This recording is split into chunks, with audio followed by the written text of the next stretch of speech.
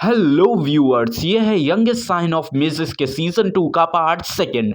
इस पार्ट को शुरू करने से पहले मैं आपको एक इम्पॉर्टेंट चीज़ बताना चाहता हूँ कि अब से मेरे वीडियो को आने में थोड़ा टाइम लगा करेगा क्योंकि मेरे एग्जाम्स शुरू होने वाले हैं। पर मैं पूरा ट्राई करूँगा कि मैं अपना नेक्स्ट वीडियो जल्द से जल्द ला पाऊँ।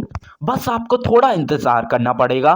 पर अभी फिलहाल के लिए अपने इस पार्ट को शुरू करते हैं। हमें रेसन को दिखाया जाता है जो कि पोर्टल के पास खड़ा होकर हैरिया से पूछता है कि आखिरकार हमें पिकअप करने के लिए कौन सा मैजिशियन मेन फैमिली से आया है। हैरिया जब तक कोई जवाब दे पाती तब तक वो मैजिशियन पोर्टल से बाहर निकल आता है, जिसे देख के रेसन कुछ ज्यादा ही हैरान होता है और हमें पता चलता है वो और कोई नहीं एवियन है। पर एवियन को देख के रेसन थोड़ा नर्वस रहता है क्योंकि उसे समझ आ जाता है कि उसकी सिक्योरिटी कुछ ज्यादा ही टाइट होने वाली है। एवियन अपना इंट्रोडक्शन देकर रेसन को अर्ल ग्रे टी ऑफर करती है जो कि रेसन ने सबसे पहली बार मांगी थी जब वो लाइब्रेरी गया था।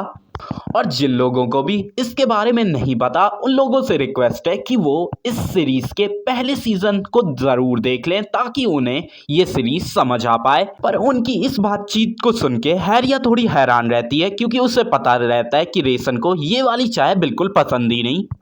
पर रेसन को ना चाहते हुए भी वो चाय पीनी ही पड़ती है। एवियन उससे चॉकलेट के बारे में कुछ कहने जा रही रहती है पर तभी वो बीच में ही अपनी बात को काटते हुए कहती है कि आपको स्टारलाइट लाइब्रेरी आते रहना चाहिए। पर इस चीज से हैरिया को थोड़ी गलतफहमी हो जाती है। वो चॉकलेट को किसी चीज का सीक्रेट कोड समझने लगती है। पर तभी रेसन का टाइम हो जाता है उसकी मेन फैमिली में वापस जाने का। तो एविलिया रेसन और सभी लोगों की तरफ एक मैजिक बबल बना देती है और वो लोग डायमेंशन से ट्रैवल करते हैं जो कि एकदम ही अलग दुनिया रहती है। फिर सीन शिफ्ट होता है और हमें दिखाया जाता है कि वो लोग दूसरे साइड आ चुके रहते हैं। एवियन वो करते हुए कहती है कि मैंने आपके लिए कैरेज पहले से ही प्रिपेयर कर रखा है। रेसन एवियन को थैंक्स करता है और वो अपनी मदर से पूछता है क्या आप रेडी हैं। तो उसकी मदर खुद को शांत करते हुए हाँ में जवाब देती हैं।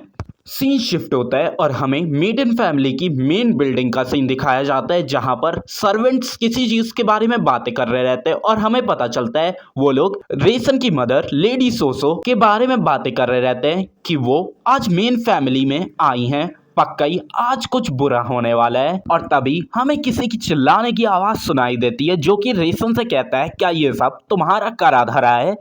और उस इंसान के गुस्सा होने के चलते रेसन को कुछ ज्यादा ही प्रेशर महसूस हो रहा रहता है।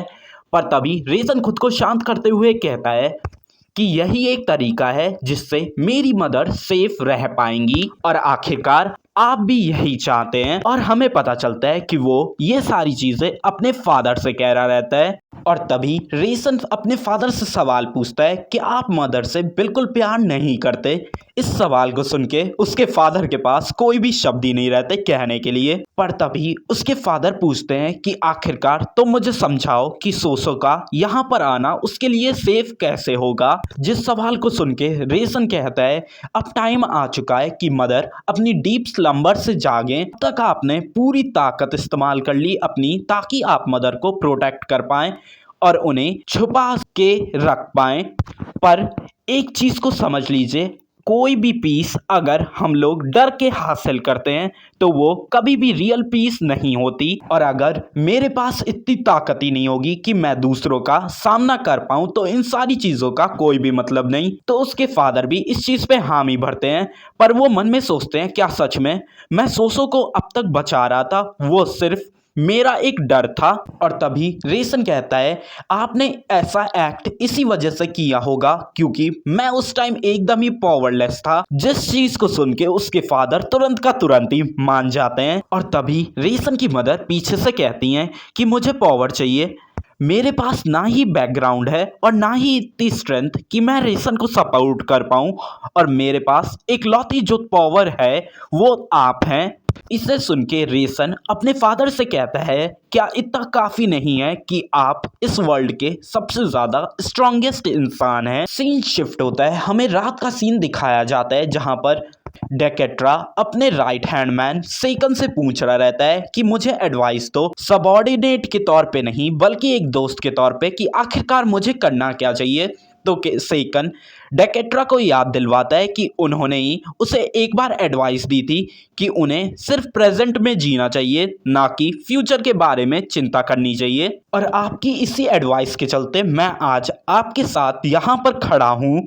इसी वजह से मुझे आपके हर उस डिसीजन पे पूरा ही कॉन्फिडेंस रहेगा जो कि आप लेंगे, क्योंकि आपके डिसीजंस कभी भी गलत नहीं हुए। फिर वो खुद का एग्जाम्पल देते हुए कहता है कि मेरा वर्ल्ड पूरा ही एम्बिशन से भरा हुआ था जब तक मैं लाइल से नहीं मिला, पर जब मैं उससे एक बार मिला तो मेरा वर्ल्ड पूरा ही रंगों से भर गया। पर अब वो मेरे साथ नहीं है एक अजीब सी बीमारी के चलते। तो अब मेरे पास सिर्फ रिग्रेट्स ही बचे हैं जो कि मैं उस टाइम नहीं कर पाया, क्योंकि उस टाइम मैं खुद को प्रेजेंट में ना रखकर फ्यूचर के बारे में ज़्यादा सोचता था। मैं सोचता हूँ काश अगर मैं अभी जैसा हूँ वैसा उस टाइम होता तो अब मैं कम रिग्रेट कर रहा होता। इसी वजह से मैं विश करता हूँ कि आपकी दुनिया मेरी दुनिया से थोड़ी ज़्यादा आरामदायक हो। फिर सीन शिफ्ट होता है, हमें ऑटम मैंशन का सीन दिखाया जाता है जहाँ पर हैरिया अचानक से ही जाग जाती है और वो जागकर डायरेक्ट रेसन के कमरे में जाती है और रेसन की तरफ एक डैगर को थ्रो कर देती है। पर हमें दिखाया जाता है कि वो डैगर एक इनविजिबल बंदे को लगता है और हमें पता चलता है कि वो इंसान और कोई नहीं सेकन है, जो कि हैरिया से कहता है कि तुम्हारी स्किल्स अब भी उतनी अच्छी हैं, क्योंकि मैंने पूरा ही ट्राई किया था, मैं बिल्कुल ही शांति से इस मेंशन में आऊं पर फिर भी तुम जाग गई। सेकन को यहाँ पर देख के हैरिया पूछती है आखिरकार तुम यहाँ पर क्या करने आए। तो सेकन एक क्रीपी सा लुक देते हुए कहता है ऑफ कोर्स मैं यंग मास्टर को यहाँ से लेने आया हूँ। तो हैरिया पूछती है आखिरकार किसके ऑर्डर्स पे तुम काम कर रहे हो। तो सेकन कहता है और किसके, पेट्रियार्च के।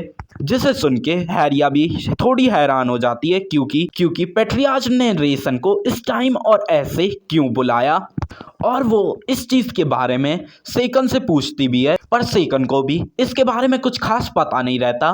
तो फिर हैरिया डिसाइड करती है कि वो सेकन के साथ जाएगी। पर तभी सेकन एक अजीब सी लाइन कहता है कि मैं तुम्हारे इस अपीयरेंस से कुछ ज़्यादा यूज टू नहीं हो पाया, अगर तुम चाहती तो तुम अभी मेरी डॉटर होती। और सेकन रेसन के ऊपर एक मैजिक सर्कल को बनाने लगता है और वो हैरिया से कहता है कि पीछे से स्टैब मत करना, हालांकि तुम्हारे घाव हील तो हो जाते हैं पर वो कुछ ज़्यादा ही दर्द करते हैं और तुम्हें ये याद तो होगा, और तुम्हें ही प्रोटेक्ट करते करते मुझे ये स्कार मिला था। तो हैरिया कहती है कि आखिरकार तुम्हें कहा किसने था मुझे प्रोटेक्ट करने को, और तभी वो लोग दूसरी जगह टेलीपोर्ट हो जाते हैं। हमें दिखाया जाता है कि वहां पर डेकेट्रा उन दोनों ही लोगों का इंतजार कर रहे होते हैं। पर तभी वो हैरिया को वहां पर देख के बहुत ज्यादा ही हैरान होते हुए पूछते हैं कि आखिरकार तुम यहाँ पर करने क्या आई हो। तो हैरिया उन्हें बताती है कि मैं यहाँ पर यंग मास्टर की सिक्योरिटी को इंश्योर करने आई हूँ। पर डेकेट्रा हैरिया से पूछते हैं कि तुम सबसे ज्यादा तो सेकन पे ही ट्रस्ट करती हो। तो हैरिया कहती है कि मैं अपने पर्सनल ओपिनियन और अपने काम को बीच में आने नहीं दे सकती, जिस चीज़ से डेकेट्रा भी खुश होते हैं और कहते हैं हाँ ये तो एकदम ही सही बात है, पर अब तुम रिलैक्स कर सकती हो, मैं अब मैजिक रिचुअल को शुरू करने जा रहा हूँ। पर तभी उन सभी लोगों को शॉक करते हुए रेसन कहता है क्या मैं अब उठ सकता हूँ, जिसे सुन के सभी लोग ही हैरान हो जाते हैं और सेकन तो और भी ज्यादा हैरान रहता है क्योंकि उसने रेसन के ऊपर स्लीपिंग स्पेल का इस्तेमाल किया था। और तभी रेसन अपने फादर से पूछता है कि आखिरकार आप मेरे साथ करना क्या चाहते हैं, और इसी लाइन के साथ हमारा ये पार्ट एंड होता है। मिलते हैं आपसे इसके अगले पार्ट में। और हाँ, अगर आपको ये पार्ट पसंद आया हो तो फिर लाइक, कमेंट एंड सब्सक्राइब करना बिल्कुल ना भूलिएगा।